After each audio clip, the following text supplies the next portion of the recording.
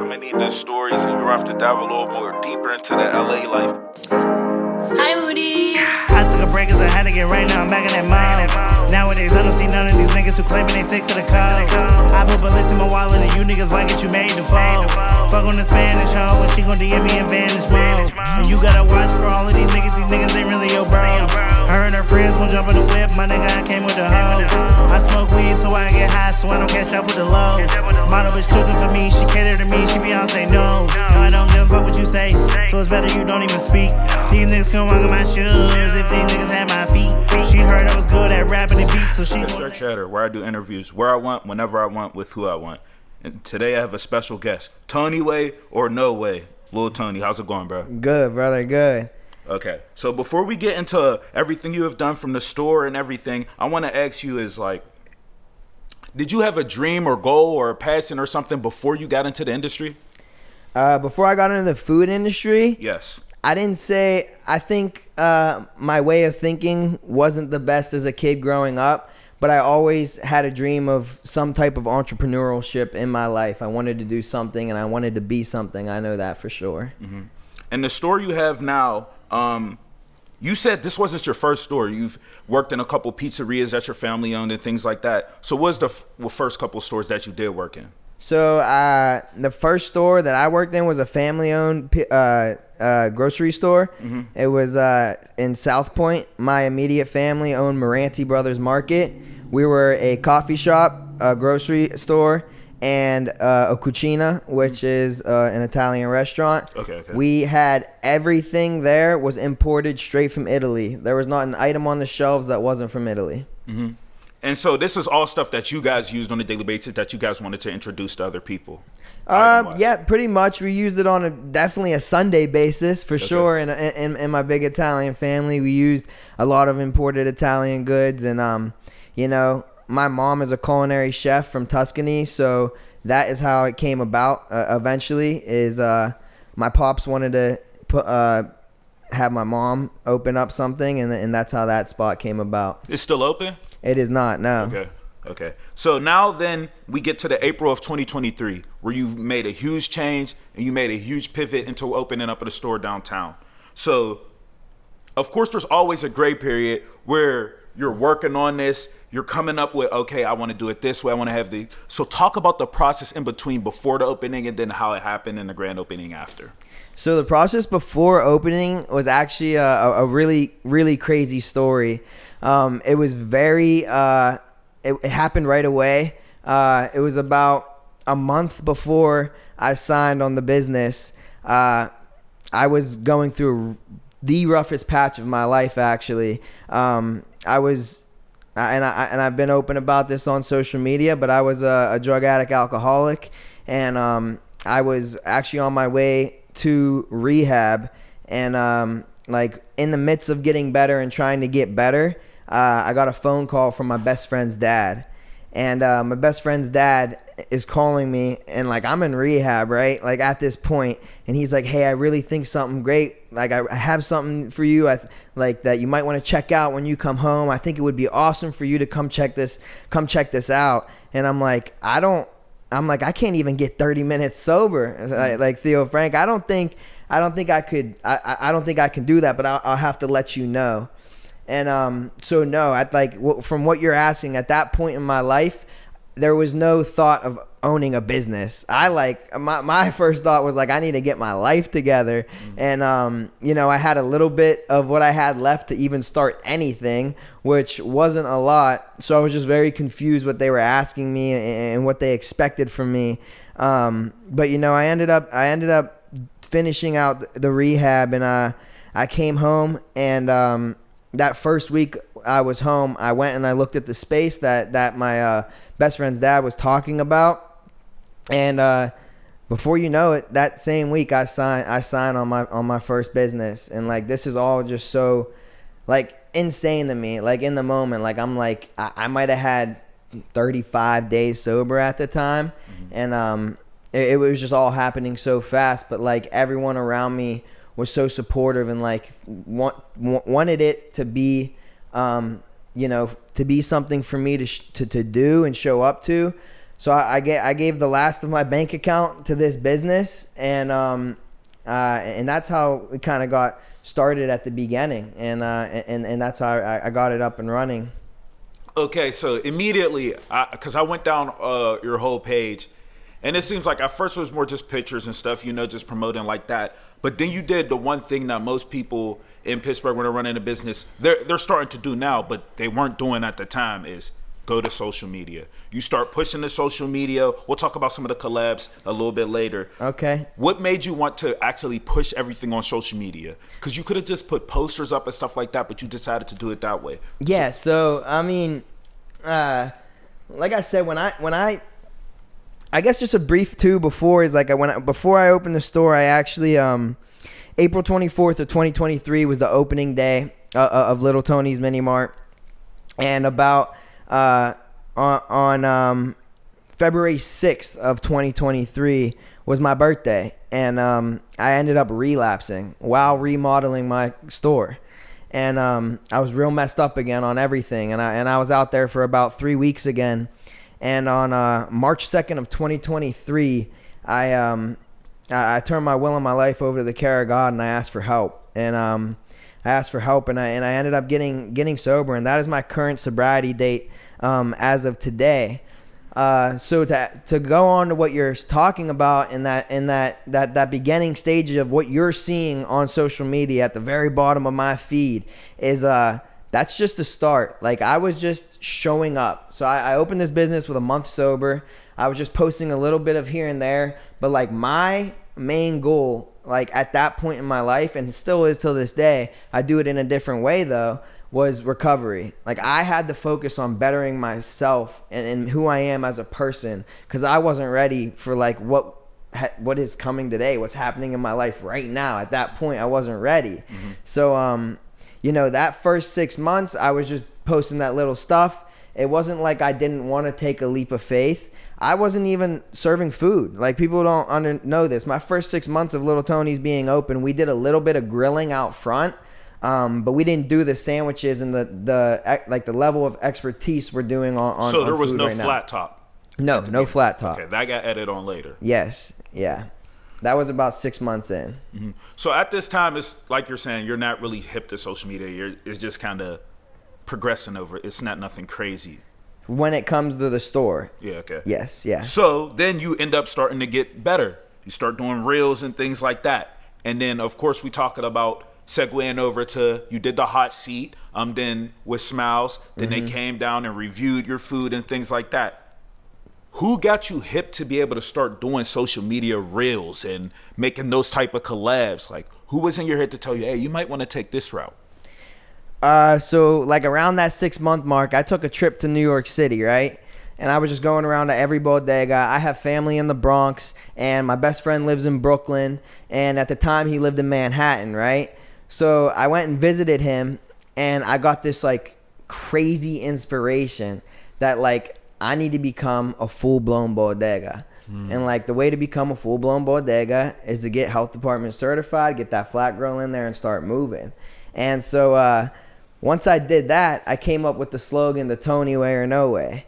And I didn't know exactly at the time like what the motive was, but it all grew over time, and that's where we're at today. So to your question, sorry, I have like backstories to your questions, but that's just how I remind myself is what got me hip to social media was like, I already knew what I had to do. I just wasn't doing it at the time. Okay, so then the hot seat and then working with Gio, how did that happen? Hot seat with Smiles and working with Gio, how did that happen? So I literally I've known Gio actually. So I used to do like music stuff back in the day. So me and Gio have known each other since like 2016, and I like knew he did music videos, and he was sliding just eating food all the time, and like just kept putting people on.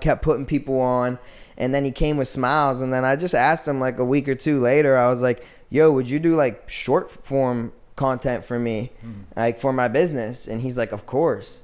And then dude, once we started, we just didn't stop.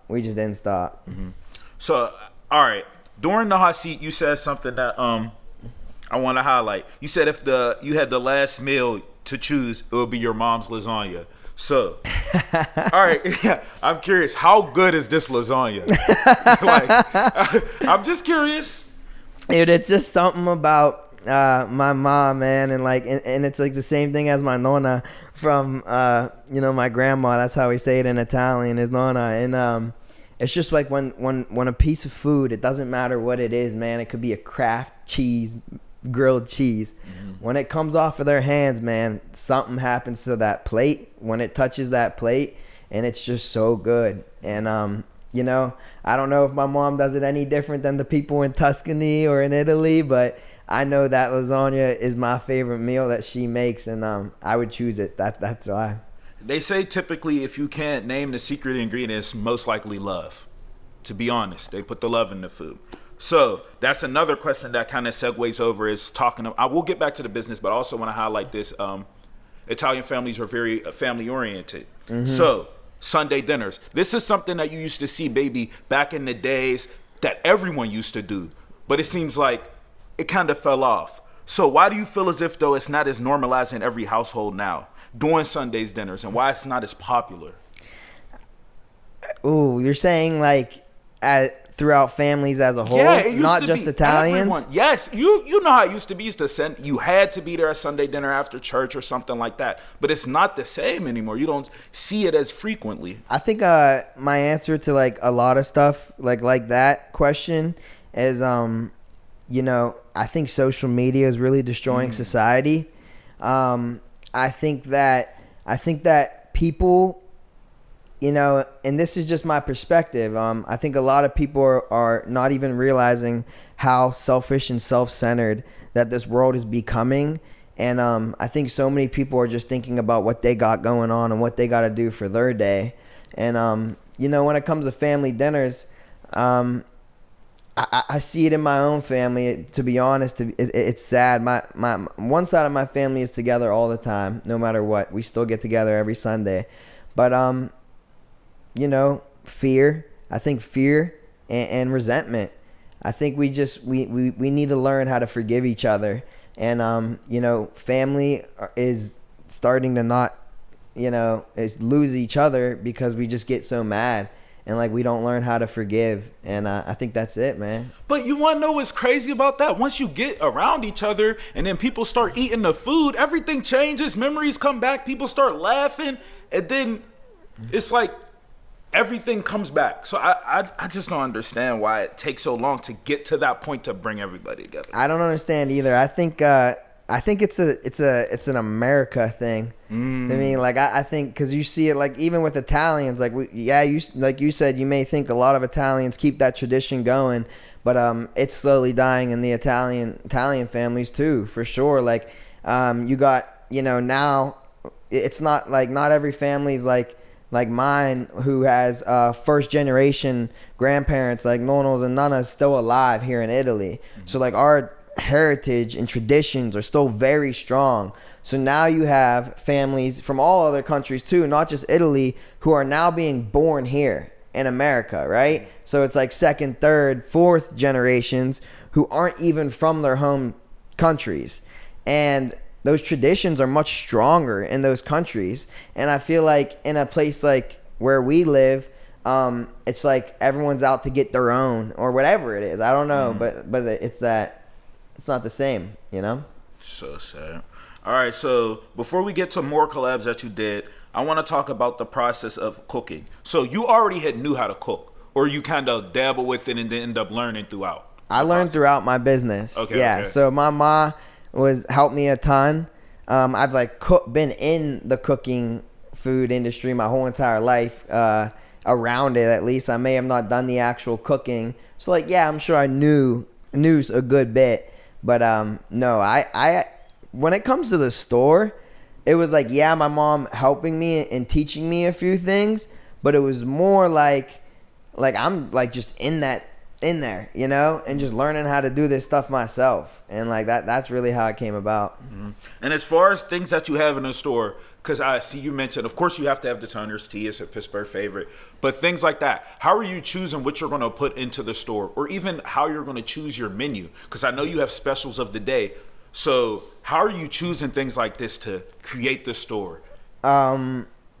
like when it comes to the menu, I wanted to do a bodega style. So like real quick grab and go sandwich items. So that's where I got like the bacon, egg and cheese, sausage, egg and cheese, steak, egg and cheese. Like boom, quick in and out the door, bodega style. You know what I mean? And then my lunch menu is, if for people who don't know, and this is their first time seeing, I do down the middle of my menu specials of each day. So like hot sausage is a special, and I started that from the jump because it's just an Italian, sandwich, and it's tradition. So I do a hot sausage. Tuesday, my ma does her version of tacos. I wouldn't really call it Spanish tacos because we're Italian, but they're close to it. They're like home style tacos. Okay. She does beef and chicken, and then like you were saying, specials, how I pick, like Wednesday and Friday now, I do different specials at the downtown location. It won't be exactly like that at the new one, but my inspiration actually is when I go shopping on Tuesday for the store, I go into my cousin's deli, Pennsylvania Macaroni, Penn Mac. I don't know if you guys know, in the Strip District. That's my family as well over there. And I just look around and like I just grab stuff and I'm like, oh, I'm gonna make this deli sandwich tomorrow at the store. And yeah, that's how. So after being able to do this certain type of menu, have you noticed that certain people might only come on specific days because you have that item that day? Yeah. And how does that make you feel? Because it's like one of those things like, all right, I'm going to see him Tuesday, I'm going to see her Wednesday. Like, how does that make you feel? Amazing. Okay. Yeah, amazing. I don't get upset that they don't come other days. Okay. I think it's beautiful. I got my hot sausage people, I got my taco people, and then I got people who come for the everyday, all day menu item, which is them cheesesteaks, that grilled chicken hoagie, that grilled chicken sandwich, salad. There has to be one that's above all the rest, though, that you're like almost damn near tired of making. Like, everyone wants this. What's that item for you?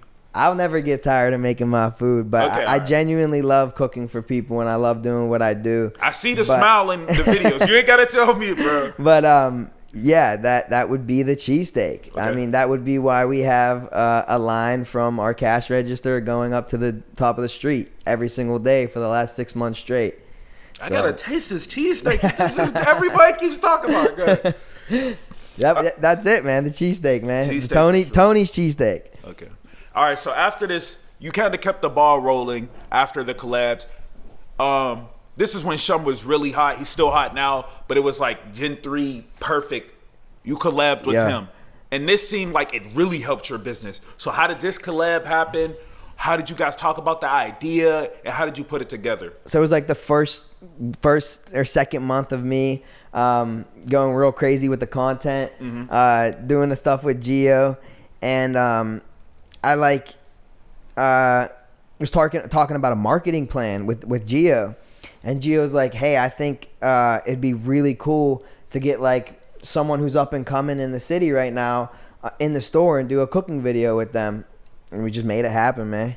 Yeah, and that's how Shum came about for that video. So after doing this collab, it went crazy. Did you sure. see an influx in engagement and people coming to the store? Bro, the next 2 weeks after that was absurd. Yeah, like it was absurd. And I still have people till this day, it's almost a year later, who come from that. They say, yo, I'm Shum's boy. Yo, I'm Shum's da-da-da-da-da. Or like, we saw you with Shum. Like, still to this day. And it was unexpected, though. Like, you of course you knew it was going to do well, but as much as it did, was it unexpected to you? A little bit. Okay. Yeah, okay. I was. I didn't think, like, even Shum texted me like after, like, it's like it was up for like 20-30 minutes and it was at like 700 likes already. And Shum's like, yo, we're going up right now. He's like saying the same thing because he wasn't his following wasn't even at 10K yet at that time. He might have just been at it. It was like 9K. So like for him, it was like crazy huge too at the time. That's one thing he's really good at, and I've given him credit anytime we bring him up, is he's really good at the content, and he's gotten way better at it. Mm-hmm. Okay, so after this, what's the item that you kind of have, like even the specials, because you said your mom makes the tacos, but is there another item that you guys have to give people that inside, that, like you said, that Sunday dinner feel? What's that item that you guys have on the menu that makes people realize, okay, so this is what Italian food's like? So we're an American Italian food business for sure. Like a lot of my food's more American than Italian. We do Italian hoagies and Italian sandwiches, but for the feel, I wouldn't say it wasn't an Italian meal. Like a piece of your childhood, more or less. You know what I mean? Like something that you liked growing up.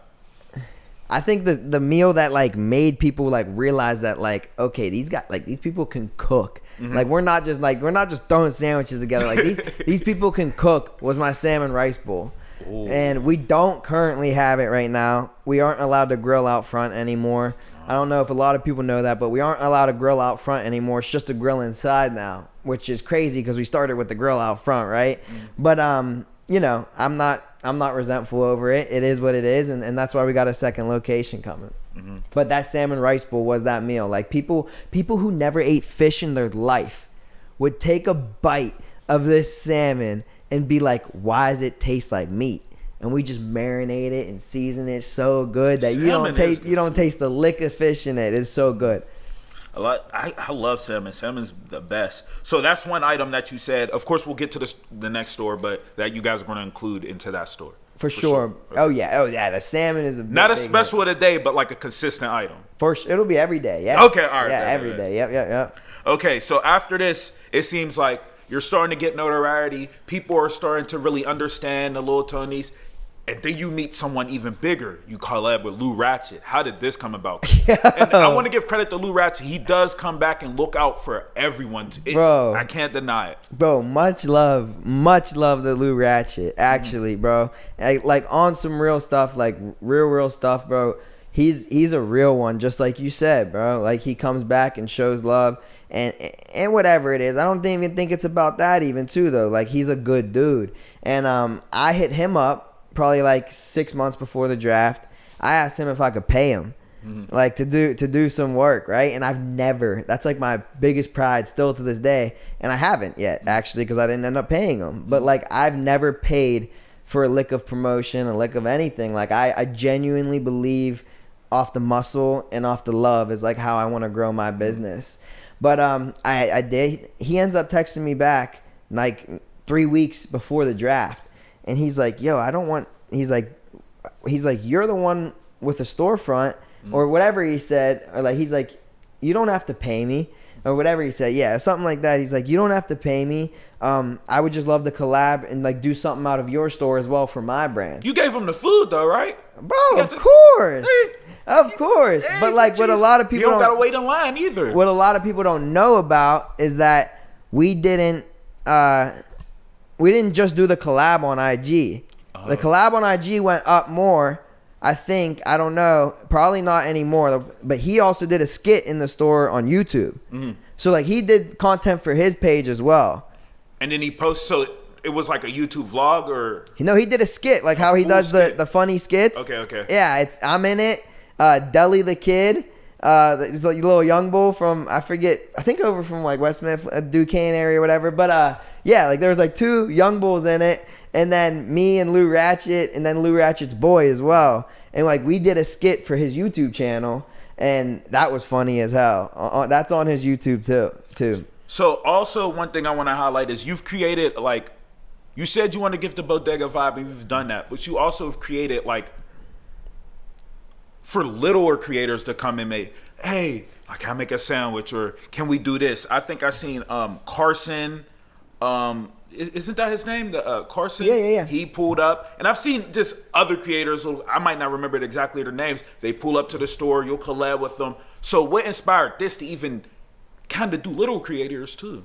I appreciate anyone supporting my business. You know, I highly appreciate anyone supporting my business. So like, and still, if you're watching this, you come in, you can do a video with me like, wow, we're just in there like kicking it like something little. So what came from inspiration with that would just be like people would hit me up and want to do little videos, and like I just enjoyed showing love to people.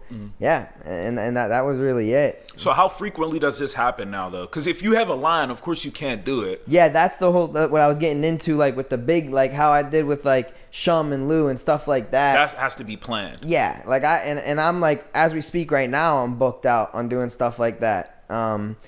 like for a few months right now. You're the only store, like, that's why I highlighted in the beginning, that has that social media feel, like that family feel, that pull up feel. So I'm not surprised, honestly. I'm really not. I can't name any others.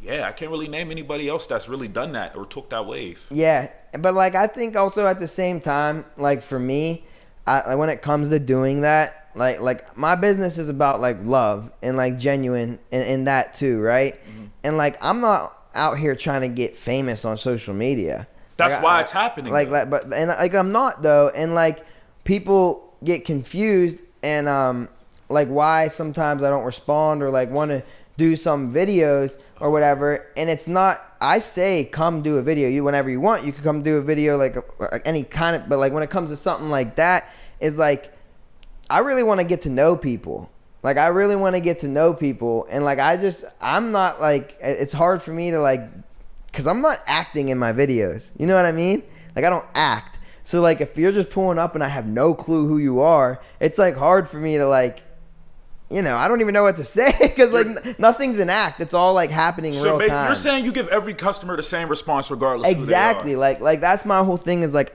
I would rather do a video with someone who has no followers, doesn't even have an Instagram, who eats my food every single day, you know, than sometimes just like some random person, you know. Mm-hmm. It just doesn't make, because I don't know them, like you know. Okay, so now this is one of those questions where it's kind of confusing because, of course, you want to become the biggest. And like you said, you're opening a new store. How do you feel as though the connection is versus like a family business or a smaller business versus a food chain? Like the response to it. Because once you become a food chain, of course, the ups the money, ups everything.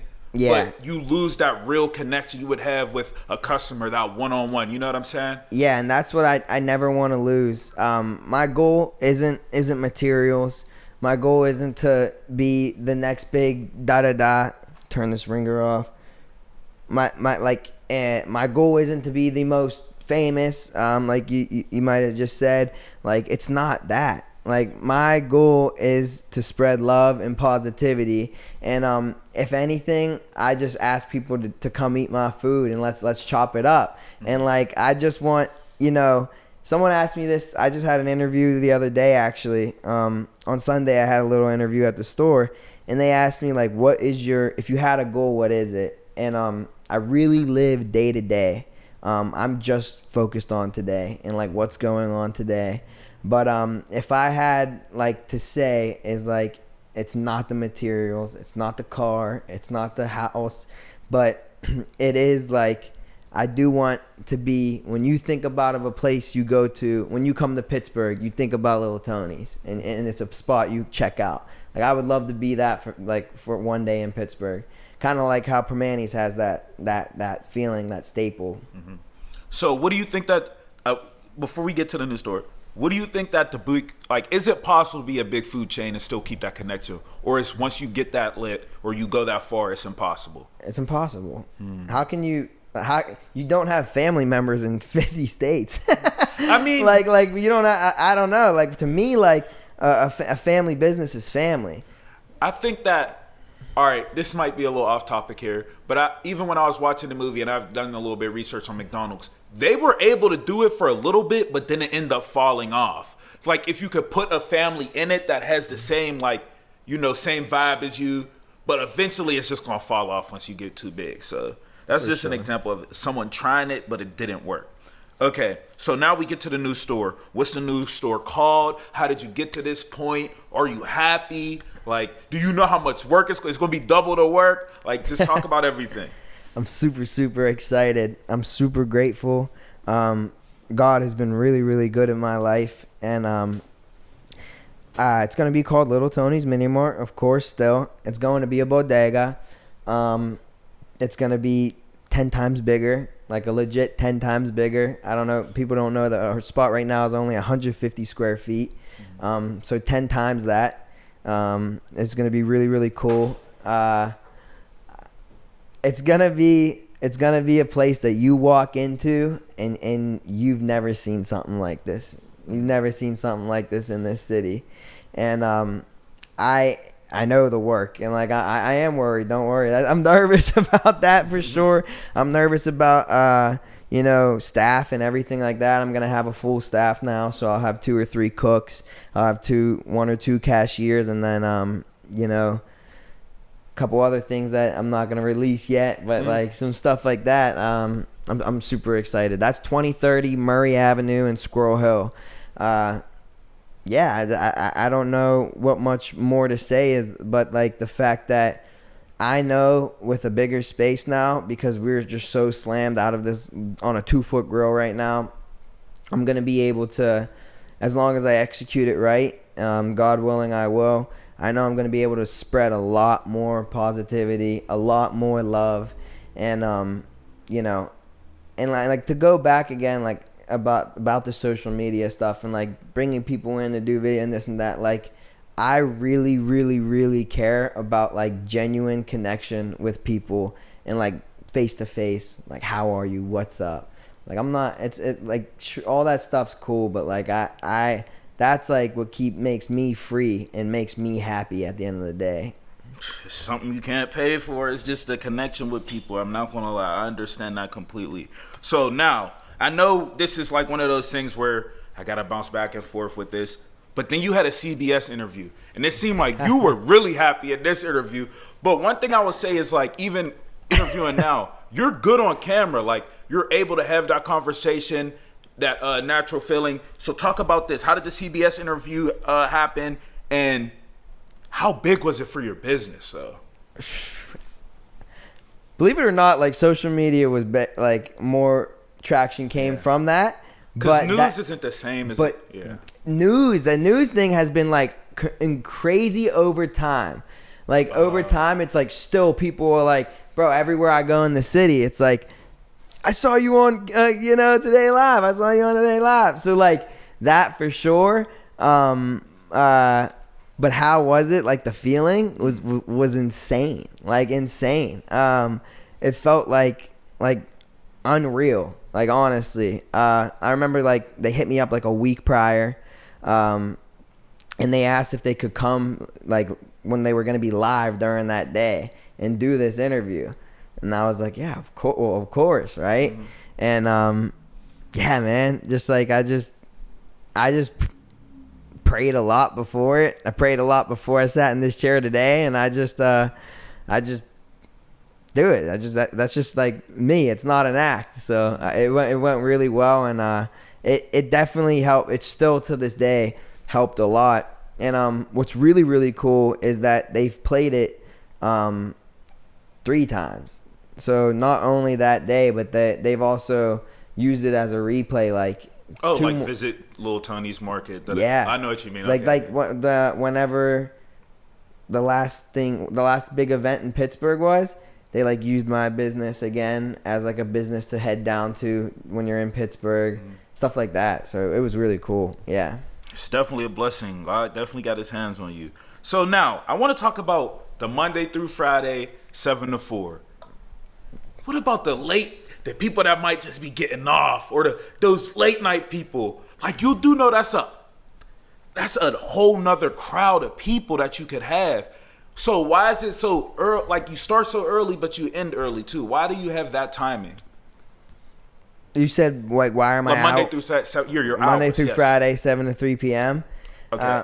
Oh yeah, it might be wrong. It might even be wrong online right now. My bad. You're good, because it's wrong online. That's me. That's my fault. It's fucking okay. wrong online. It's my bad. Okay. It's wrong online. But yeah, the hours are what they were according to like the beginning stages of our business. And once again, it's only me and my ma.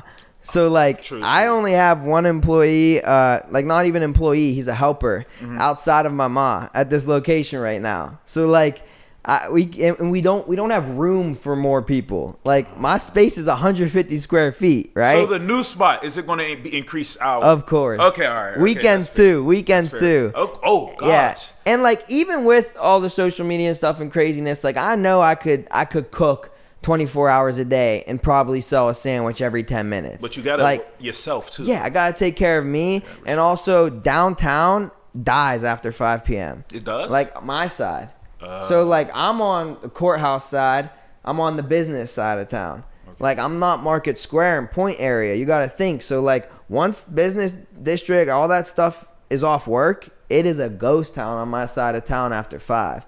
Okay. So, like, I would have to be relying on y'all social media people to pull up. Where it's different in Squirrel Hill, you can get that college fan base that just is up there all throughout the day. And it's just busy there all the time, regardless of, social media or not. Like, it's busy all the time. College students, CMU's right there. Yep. You're about. And they all live there too. Like, you know what I mean? They live in the neighborhoods right behind the store and stuff. So that'll be cool. I worked up there. There's not a lot of good food. No, in Squirrel Hill, but like, there's a couple of places in Squirrel Hill. There's good food in Squirrel Hill, but they're missing a Little Tony's. Yeah. They got it now, right? Yeah, they got it now. Okay, this is one question that I want to ask about because I'm so confused how you're able to do this. The catering. How does the catering? It has to be at least weeks or months in advance that people have to book it for the catering. So we actually we stopped promoting it a lot. Yeah. We stopped promoting it a lot. So like, if you want to get in right now, hey, help us out because this new store is not cheap. Okay. This new store is not cheap. I need some gigs actually. Okay. But when it comes to the catering, it's just as simple as emailing us, texting us, and we cater to you. Like, we specialize in gourmet Italian food. It's coming straight from me and my ma. Like, no one else is cooking that. It's coming straight from me and my ma. We rent out kitchens to get it done. And, it's as simple as that. But we can do anything up and down the book of food. But gourmet Italian food is, like, what we specialize in. So what was the biggest order that you might have had, or it's like something that came across your table, or even if something was like, oh, we might not be able to do this. So what has been that order for you? Like, with like the space and stuff and just not enough help and not being at that point yet. It was like 300 people wedding. But it was more I could do it, but I can't do what they wanted, which was like a full service wedding. Like, you there the whole time. Yeah, but not just me. I would need like 10 people for that. Yeah. And like, I'm taught they're like, it's at like the Wyndham Hotel or something. You know what I mean? Like, I don't have a catering team of 10, 20 people. Yeah. To like go and serve 300 some people. But we've served well over 300 people in the last 3 years. It's just, it's just drop off. You know what I mean? We make the pans of food and we drop it up, set it up, and then self-serve. Okay. Another thing you do, it's like, I had to do a little digging for this, the vending machine. So how does this work? Because is it one of those things where you kind of look around and like, okay, this place could use a vending machine. Okay, I'm going to try to talk to them. Footwork. People reach out to you. Yeah, how does it explain that? It's just footwork, man. Like, I just like, I was like 2 years into my storefront, and like I realized like I could make something, passive too as well, and like also just keep me busy after work, and kind of just like it was just like another hobby. Honestly, I just made it like another hobby, and I don't really go in depth. Like, it's not something I'm gonna continue doing forever, especially when the new store opens. I'm gonna be selling my vending locations that I currently have. But dude, like, Gio actually like really, really like implemented that in my brain. And like when I went on the trip with him, it was like footwork, bro. And like, so, I just like to keep my feet moving and like just stay busy. And that's what vending is for me. So yeah, I mean, that's how it went, bro. Like if anyone's trying to get into it, I'm not a gatekeeper. You buy a vending machine and you go to a small business or you go to any business and be like, hey, can I cut you off a percentage? And would you let me put a machine in here? How do you know what snacks we're going to put in, though? Because we've all been there where we go to a vending machine. We're like, this is trash. Like, y'all got all this stuff that we don't want. Like, where's the honey buns? Where's this? Where's the hot Cheetos? So, like, how do you figure out or even determine what you're going to put in the vending machine? Well, for me, like, the whole point of doing vending was I have a convenience store already. So you already know. So, like, I'm knowing what sells out of that. And then, like, it's also got to be, like, you got, like, depending, like, what the location is, like, I'm going to cater to you. Mm-hmm. So, like, I have one in Cutting Up, down in Southside. And, like, I asked them straight up. Like, I'm just cool with everyone. I'm like, what would y'all like me to put in here? Mm-hmm. And, like, bro, they had told me from the jump, and I've ran with the same inventory ever since. All right. Now, let's talk about more personal. One thing that you have mentioned throughout this interview is, like, her name's Mama D, your mom. Yeah. And how important she is, how she helps you out. talk about this a little bit. Just talk about her and how she's influenced your cooking and things like that.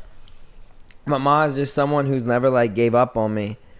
Like I've spoke about it. Like I was a misfit as a kid, man. I had I got around the wrong crowd, but I put myself around the wrong crowd, and like I was my own worst nightmare growing up. And so like how my mom, to answer your question, like, well, my mom never gave up on me, bro. And she just, as much as we butt heads, bro, I just know how much she loves me, and it makes me want to go harder and just like keep showing her that I can like do this and I can show up. And what was your exact question again? No, you're on the right track. You just talking about like her what's her general inspiration? Yeah, like her inspiration is like my ma. Like how I say like the Tony way is a craft of love. Like that's stemming off my ma. Like everyone who walks inside of my business understands like my ma is their ma. And it's not just like a, and I have friends whose moms give me that same exact feeling. You know what I mean? Like, those types of people who give you that feeling, and like that's really what it is like love. And like I know how she loves, and I want to be able to do that to other people, give that same feeling. Hands down, if you had to say who's been the most supportive of you, is her. Like important in my life? The most supportive person. Like direct support for sure. Like when, no matter what's gonna pick up the phone 3 a.m. when I'm down on the south side messed up, like something like that. No matter what, my mom. Yeah. All right, so we're getting to the end of this, but there's one thing. What are you doing outside the store? This is the last thing I want to ask. It's like one of those things. Like, what is your passion, hobbies? Like, are you watching football? Are you watching soccer? Like, what is some hobbies that you have outside the store? You're so busy and consumed with the store that it's just like you don't really have time for anything else. That's just bettering me, like trying to grow spiritually, trying to grow closer to God. Even through like the business being open and like the last 3 years of my sobriety, I've kind of just like I've fallen on my knees sober like so many times, and like have just felt like I just want to be done, but it just makes me climb closer to God every single time. And like throughout the last 3 years too, like football was cool, sports betting was cool, like all that stuff was cool, but like none of it, like the worldly things don't really entertain me anymore.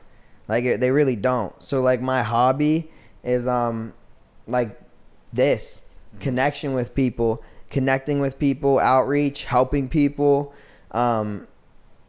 just doing fun things. Like I like going and exploring other places. Like on the weekends I'll just go out of town and just explore other places.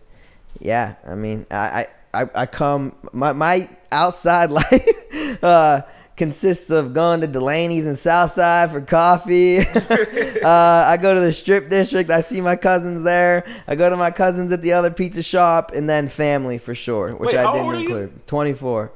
You talking like you an old man or something. You're still young. That's what I do, man. All right. That's what I do. I like 20, family, though, for sure, is something I didn't include. Sunday dinners. We still do that very, very, at least twice a month we do Sunday dinners. But if I'm not doing that, I'm going to see my nono, my nana. I'm going to see my ma, so.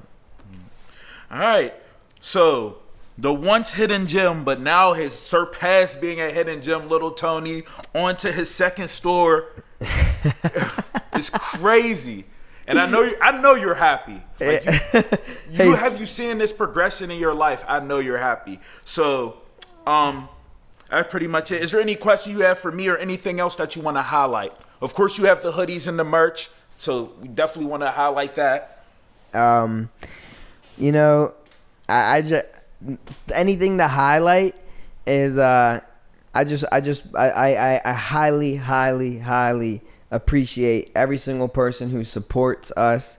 I have so much gratitude for my life today, and I want to stay in gratitude every single day.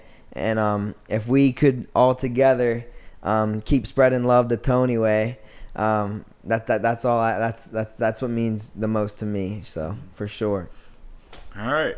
This is Pittsburgh Chatter. I appreciate you for coming, bro. My dude, thank you. Anytime, Little Tony.